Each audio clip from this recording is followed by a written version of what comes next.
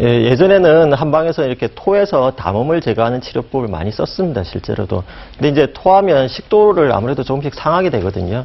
그래서 저절로 토하는 게 아니라 억지로 토하시는 거는 조금 주의를 하실 필요가 있고요. 특히나 만성 소화불량이 있으면 소화불량의 횟수가 잦을 텐데 그렇다면 자주 토해야 되거든요. 그러면 안 되죠. 그렇죠. 그러니까 이럴 경우는 차라리 득보다 실이 더 많기 때문에 의사가 시키는 거 아니면 특별히 안 하시는 게 더 낫습니다. 네, 그렇군요. 그러면 좀 속이 더부룩하고 답답한 경우에 그냥 소화제를 드시는데 습관적으로 드시는 분들 있잖아요. 뭐 위장을 편하게 하는 거니까 밥처럼 먹어도 돼. 이러시는 분들도 있거든요. 아까 사례자분 중에서도 뭐 소화제를 쌓아놓고 뭐 드셨다 이렇게 표현을 하셨단 말이에요. 네, 괜찮을까요? 예, 그 소화제는 아마 대부분 드시는 게요. 그 여러 가지 종류가 있지만 소화 효소제입니다. 근데 사실 소화 효소제는 그 아까 원인 중에 하나인 그 췌장염 환자들한테 소화 효소가 분비되지 않는 사람들한테 사용하게 돼 있고요.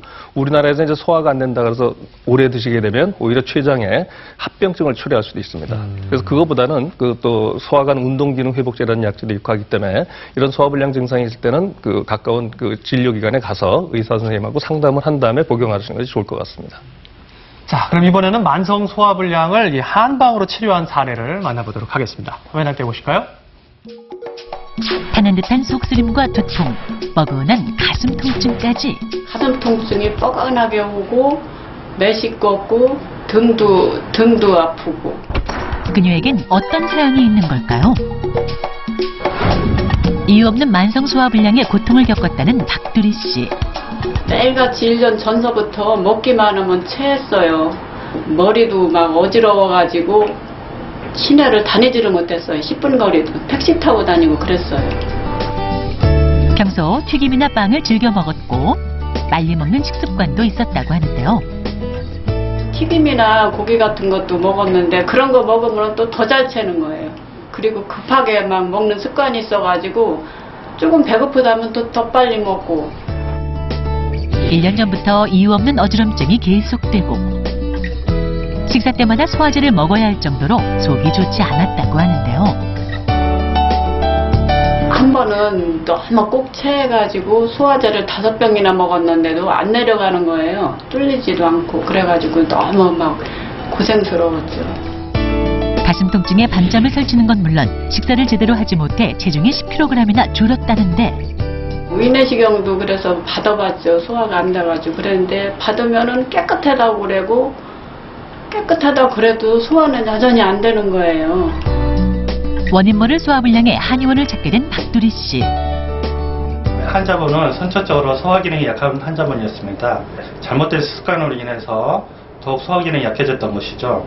그래서 명치부위 통증이라든지 속쓰림, 오심부터 항상 체함 등의 증상을 가지고 있었습니다.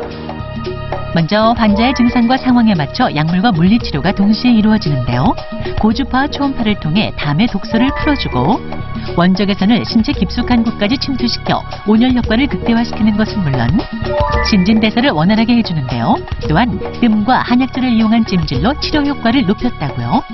위장질환은 폭식이나 가시, 불규칙한 식사습관 등 잘못된 식습관이 더 악화시킬 수 있습니다. 따라서 치료와 함께 올바른 식사습관을 갖는 것이 중요합니다. 채소 위주의 건강한 식단을 지키는 것은 물론 하루에 3끼 30분 동안 30번 이상 씹어서 먹는 333 식습관 운동을 실천하는 것이 좋습니다. 이렇게 4개월 동안 꾸준히 노력한 박두리 씨. 어떤 점이 달라졌을까요? 머리 어지럼증이 그렇게 많이 어지러웠었는데 싹 없어지고 가슴 통증도 없어지고 체기도 없어지고 그래서 지금은 음식을 꼭꼭 씹어서 소량으로 편안하게 먹고 있어요. 꾸준한 노력으로 건강을 되찾은 박두리 씨. 늘 건강하세요. 네, 정말 만성 소화불량 그대로 같이 살면 안 될 것 같아요. 네. 안녕하고 보내야 될 것 같은데 그러려면 떠나보내면서. 네, 생활 습관 한번 바꿔봐야겠죠. 저희가 몇 가지로 정리를 한번 해봤습니다. 네, 두 분 교수님께서도 앞에 서서 계속 생활 습관이 중요하다 네. 말씀을 해주셨기 때문에요. 집중해서 한번 좀 보도록 할게요. 첫 번째. 식사 시간을 재어봐라. 네, 이정원 아나운서는 보통 몇 분 드세요, 식사? 저는 진짜 밥 빨리 먹어요. 남자분들이 그런 분 많은데 저는 아무리 노력해도 한 5분, 10분 넘기기가 쉽지 않아요. 그래서 저는 20분 정도는 이상은 먹는 것 같은데요. 뭐 네. 밥이 차려져 있는 경우에 어떤가요? 예, 그 식사 시간